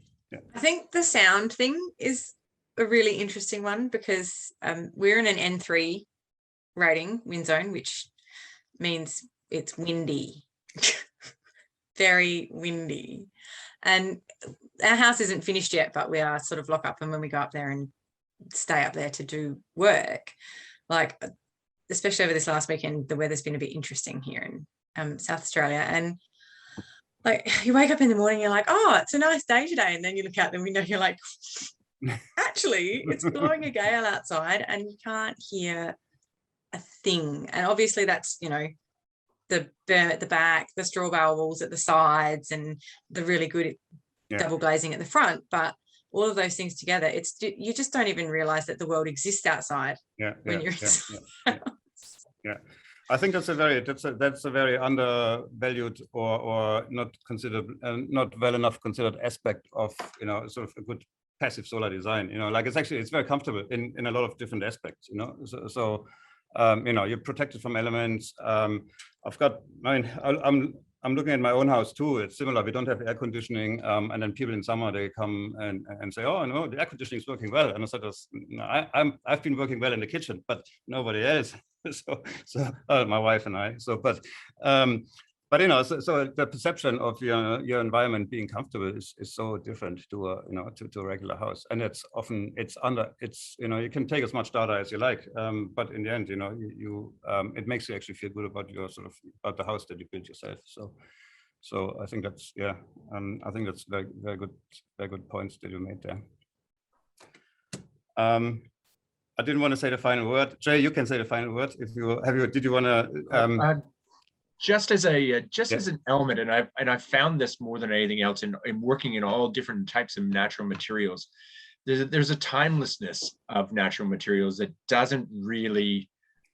We live in a world where there's always a change, and there's always a new fad, and there's always a new thing, and the colors change and everything else. But there is a timelessness of natural materials, and I go into some houses that are 20 years old, a straw bale house, and it's still as it was, and it feels new and it feels fresh and it's still alive. That to try and find that in a house that's been built 10 years ago or 15 years ago, they go through such fads that they feel out of place. And that is kind of one of the key sort of elements, because we can have a structure that's not going to undergo massive renovations or massive changes within that time span. There's a lot of money to be saved in that. Yeah. Well, the absolute length, the lifespan of a house is a critical component in sustainability. All sustainability ratings, the longer the house lives, then the more sustainable it is. And if I could just comment on what Shannon said about opening the house up in summer, open it up at night to cool it. I mean, that's what I call pre-cooling, and you can absorb the coolness of the night air into your house. And in the heat of the day, you just close it up a bit, and if you've got some thermal mass, and straw bale does have thermal mass, and it's rendered with earth on the outside, you can have enough thermal mass that it does store that coolness into the heat of the next day. The question is, how much do you want? How much do you need? It's a quite complicated thing to work out. But this pre-cooling and storing the energy, so long as you've got some mass inside your house, it's been used for thousands of years, and it just continues to work, and it's free. I often say to my students, it's a passive house and active humans. Well, that's right. But the extent of the activity is that you've just got to open a door or window, when the sun goes down, and close it when the heat comes on the next day. It's really simple. Yeah. And I mean, I live in a rammed earth house, and we sort of set our window openings for summer. Then when spring, autumn, and winter, we change them a bit. So it's 4 adjustments a year. But drawing curtains, well, we do that because a bedroom has curtains. This operation is really simple, and it's really intuitive, and it's totally successful. Yeah, it's like you're interacting with your house. So it's a living house, it's breathing. Yeah, and you're interacting in that process rather than flicking a switch on. Well, that's That's Yeah, absolutely true. And that switch is connected to the main cause of global warming, the electricity system. There is a rating system, and there are endless green rating systems all over the world, and most of them, in my view, a lot of them are greenwashing. But there's a European one called Active House, and it's in my view a really good rating system. It cares about these sorts of things. It cares about sunlight. It cares about cross ventilation. It's not just a measure of how well is the building insulated, how tightly is it sealed, and you know, fans and air conditioners and all that sort of stuff. To me, it's a breath of fresh air. Unfortunately, it's reasonably complicated to use, and it's not really established in Australia, but it is getting going in Europe, because people are realizing the exact sort of things that are being said here, and doing something about it in this quest for everyone wants information and wants a report. And some of these things are quite hard to describe. But anyway, this Active House is busy doing that, and I support that. Thank you. Yeah, thanks, Stephen. I think you just introduced the next webinar topic, but I don't think we'll get around to debate that tonight. So I think on that note, yeah, so I'd like to thank everybody. Obviously, thank everyone for contributing. Thanks for your great presentations. Thanks for making the time. Thanks for opening up your houses and sharing your experiences with the whole community. I think that's very valuable, and I think that's what we, I think that's what we need to do: share our knowledge and experiences and support each other. So thanks again. Thanks everybody for participating. And Sophie, yeah, are you there, Sophie? I am. Hi. Yeah. Thanks so much, Stefan. Thank you so much to all of our presenters, our homeowners, and especially to Stefan this evening, and to everyone who attended. Before you go, I just want to remind you that we do have more expert sessions coming up, both this week and next week. And we also have a day of free online sessions with our homeowners on October 17th. And you can register for all of those events and see all of the homes open this year at sustainablehouseday.com. I would also just like to quickly thank our sponsors and our council partners for making Sustainable House Day possible. Thank you so much, everyone. Have a great evening.